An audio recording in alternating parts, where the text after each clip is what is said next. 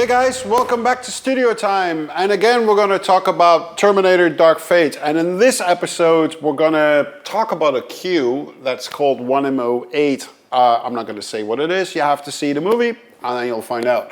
But this is the scene where the REV-9, the Terminator that is going to make our life miserable for a good 2 hours and 10 minutes in this movie, gets introduced. So I want to talk a little bit about thematics for this character. So it's not a melody, it's not a harmony, it's pure sound. And the sound for this character becomes the theme.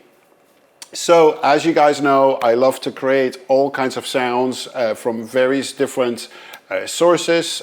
Sometimes it's audio recording with sound design, sometimes it's with my modular synth, sometimes it's my percussion setup that I have, sometimes it's a bass guitar, sometimes it's a guitar. We talked about a few of these elements in the previous videos. In this case, I want to talk about the REV-9. And so one of the major sounds for the REV-9 actually comes from the Serum. It's a very lovely plugin, and here we go. This is the synth. It's an absolutely fantastic synthesizer. You can make some really good sounds on it. I know it's primarily used in the electronic music sounds, but music world. But if you really get into it, you can get some really interesting sounds out of it. So, the theme for this character, like I said, is a sound.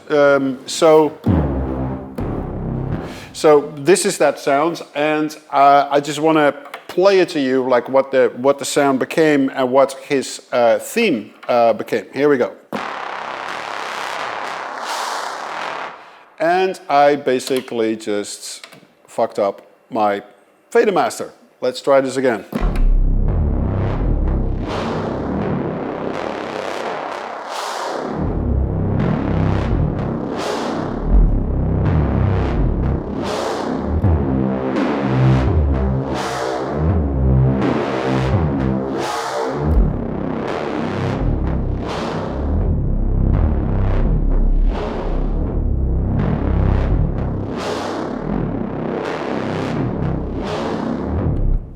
So, awesome sounds. So that's one of the 3-4 elements that really becomes his sound theme. So here in this cue, I'm gonna play a little bit of that sound as well. Here we go.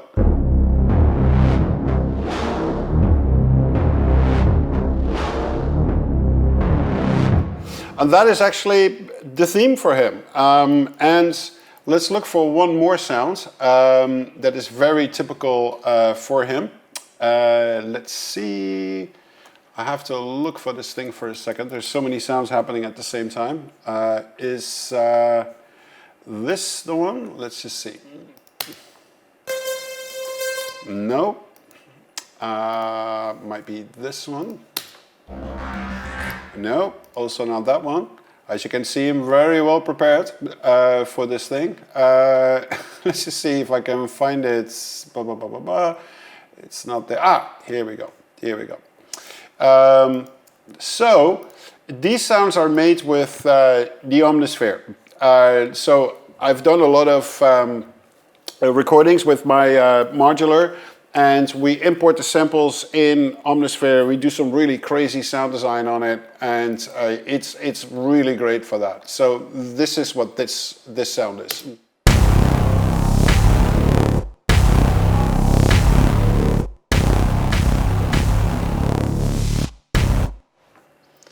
Very gnarly sounds.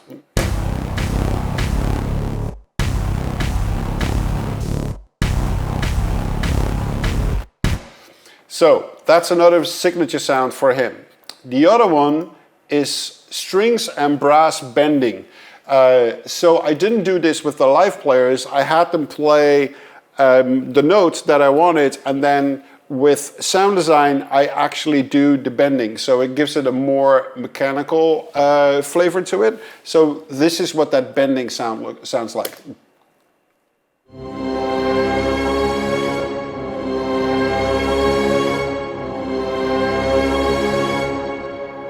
So it has that very synthesized version of it. So it's bending up like a half note, and in combination with that other really aggressive sound that we just played. And then there's one more sound that really defines the REV-9, and that is this sound.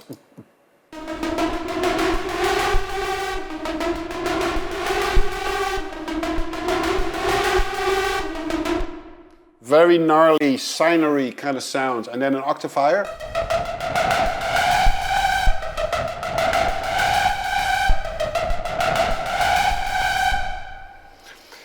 So the combination of those four sounds, sometimes individually, sometimes they play together, is really ramping up the intensity for this REV-9 Terminator. And technically those four elements make up the theme for this character. So every time we see him, we hear either one of these four, very subdued, very like under the surface, and sometimes in your face, screaming at you that danger is like happening right there. So let's now play this cue, and then I would love to go to the mix session afterwards at a certain point, so I can play you the final result of this thing. So again, like we did with the previous videos, this is the first demo that I sent to Tim Miller and producer James Cameron and the studios Paramount and Fox. Yeah, this is the first demo. So I think it's interesting, instead of like focusing on the final result, it's also cool that you guys hear what my first demo was that I sent out. Okay, so let's play this thing.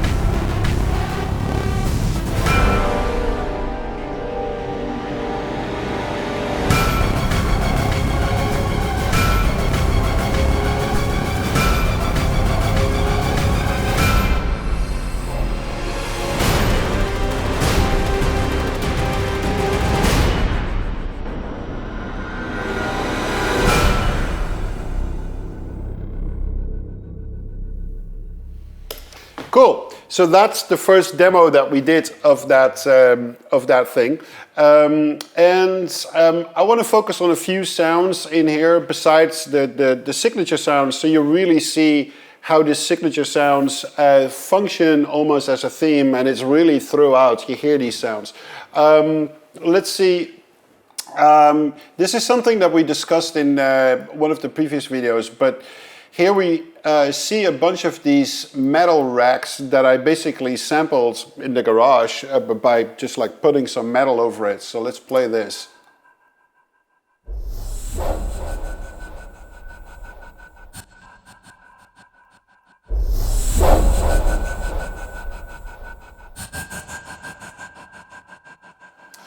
So it's a really cool sound. It's just a metal rack, but just like using the similar techniques that Brad Fiedel used in the 80s and early 90s with his older samplers, is to sample stuff with just some ordinary microphones and really treat them in your sampler, and with effects you can get some really interesting results. Also here we have a bunch of loops. Let's play those. These are also resamples.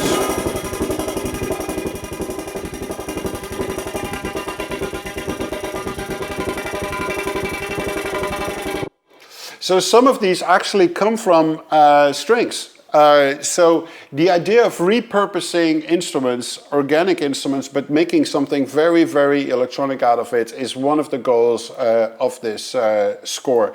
So you get these really interesting qualities.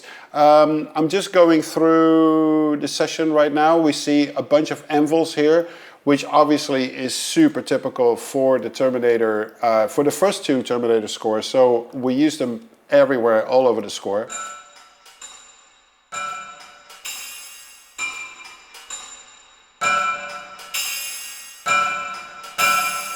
Very typical anvil sounds, and I've done actually a bunch of resamples of these and also do extra sound design on that. So it's really cool to do that. I mean, to show you like a very small little trick, if I were to record this in, I'm just quickly going to record this in here. So these are natural sounding anvils.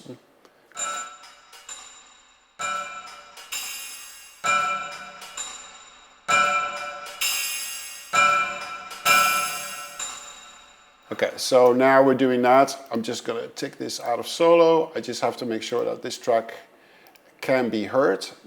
Let's throw this to the master. Let's please do that. We're waiting. This session is actually quite big, so that might be a reason why it's taking a little longer to do this. Let's see, did it do it? No, it didn't do it yet. Let's do it one more time. Let's see if it does it now. That's why. Okay, sorry. It's because my bus is already going to a output. So now it should be fine. We go to metal crashes. Now it should be fine. So I'm just going to do this really quickly.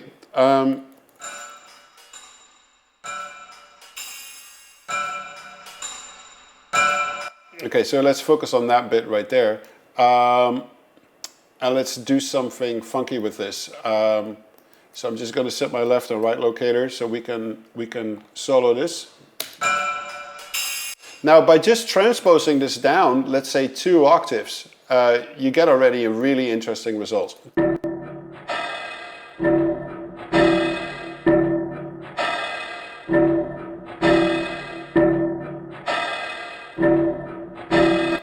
That's already pretty cool. So now when we put like some interesting plugin on it, a plugin that I really like is the Replicant Audio Damage.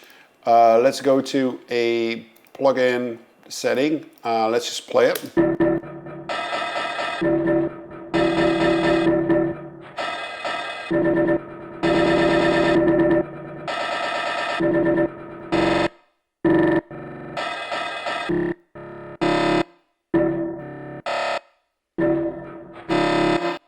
So you quickly get some really interesting sounds. So I'm just trying to show you quickly a way of how to record something in and just doing some really interesting stuff with it.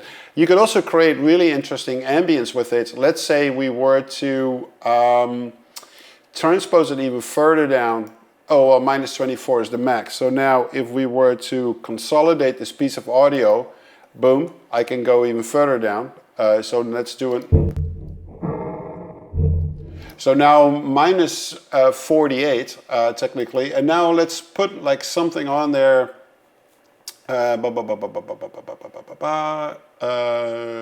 Let's see, that's why I need to put my glasses on. I was like, what am I looking for? Let's use the Valhalla reverb and let's make the mix 100%. Make sure that the reverb time is really long. Let's say 26 seconds or something. And we're going to filter most of it out. So let's just play this back. We're going to get this really dark ambience.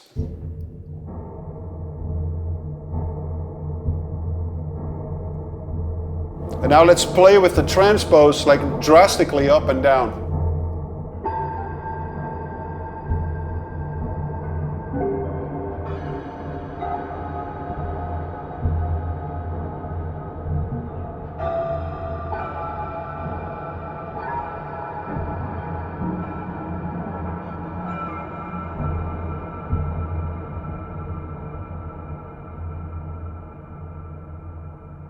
You get really interesting harmonics and sounds out of it. So now let's stick another plugin on top of it, for instance, which is really great. I'm just doing this on the fly, so you could do anything. You could try all kinds of different things.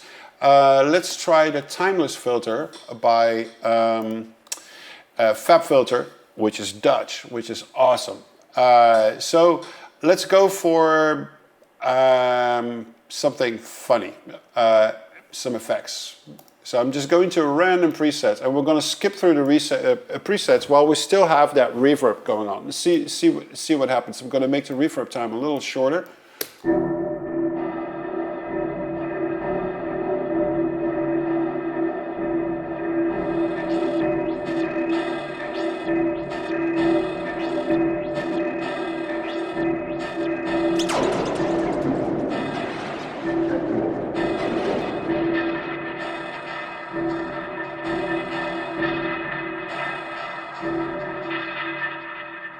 So here we see like a couple of tricks how you really quickly, out of like a standard anvil sound, you can create some really interesting sounds and really interesting loops out of it. So I just wanted to show you this really quickly so you have an idea how all this sound design that you're hearing in this episode actually where it comes from. So these are ways potentially of doing it. So that was just quickly made out of these anvil sounds. But you can do the same thing, for instance, for drums. So let's go to a section where we hear drums. And we're going to record a little bit of drums in. Let's see. So let's go to these drums and let's just play them back and see what it sounds like. Okay, so let's record that a little bit in.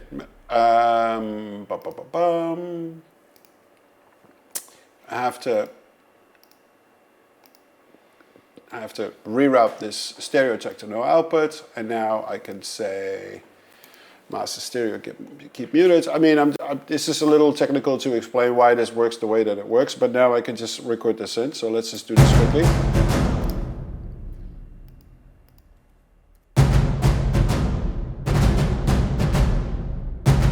Okay, so I've recorded this thing in.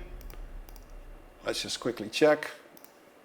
This one goes back to where we were, and now this output goes to, let's see, drums. Let's go for low percussion. So now let's see if this works properly. I'm going to bypass these two effects that I have on there. Here we go. Now let's see if we can get with these two same plugins, if we can get some interesting results. So I'm just also going to do something with pitch shifting. So let's go up 2 octaves.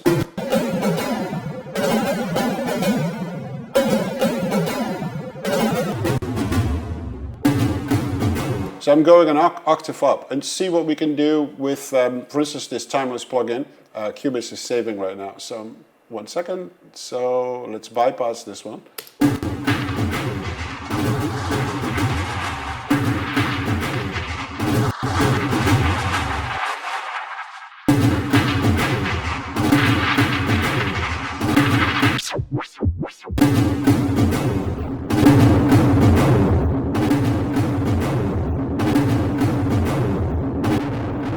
That's pretty cool.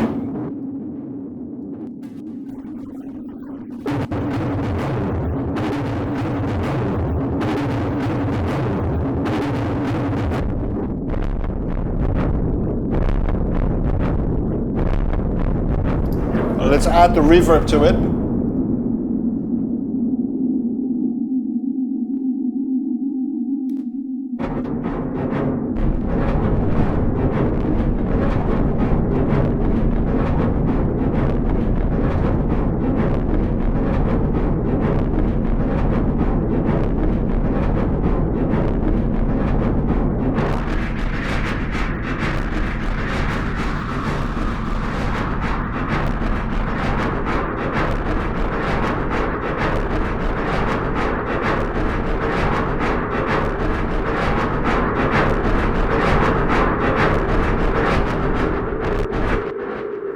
That's a pretty cool sound. So again, like a quick trick, like how you, with only 2 plugins, you can get some really interesting sound design happening. So I just wanted to show this quickly to you, how you can have fun with already stuff that you have programmed to create these really interesting sound design effects. We already did play the cue. I now want to open up the mix session so we can play a couple of other things that I recorded, and also to show you what the final mix sounds like, because it's so much clearer. This is the first demo, so it's a little messy in nature, and it doesn't nearly sound as good as it will be when it's done. And as you can see as well, is that the orchestra really takes a backseat in this cue. It's all about the electronic stuff, and so there's a couple of big brass chords to add tension to it, which we have right here, a bunch of cluster chords, but they really sounded great with that really big brass group. But I will play that in a second. I'm going to load up the mix session right now. Okay guys, we're back, and I now have the mix session open of 1M8, the cue that we discussed earlier on. The first thing I would like to play to you is, again, the live brass recordings. They were so good. 32 guys in one room. Let's play those really big tension chords right here.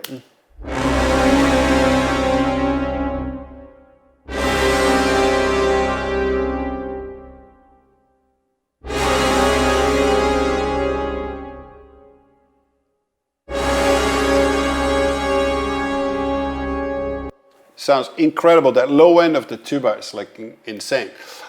Anyway, so like I said before, the orchestra doesn't really take a forefront role in this particular cue, so not too much to say about that.